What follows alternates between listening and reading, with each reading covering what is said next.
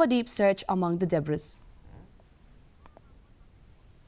Chief Minister Conrad Sangma, while addressing the media, said since the launch of the state sports policy in 2018, the Department of Sports and Youth Affairs has made many significant strides. This includes the construction of sports infrastructure across the state, launch of talent identification and nurturing schemes like the STAR program, as well as the hosting of state, national and international events. The Chief Minister also announced that Mission Football shall be revamped and an updated scheme shall be announced soon.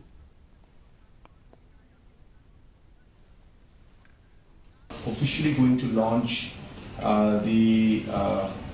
football mission 2 in the state very soon, so that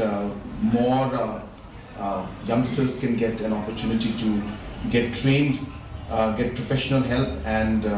professional support at the rural level also, and that we hope will then produce many more talented footballers and allow them to come into the mainstream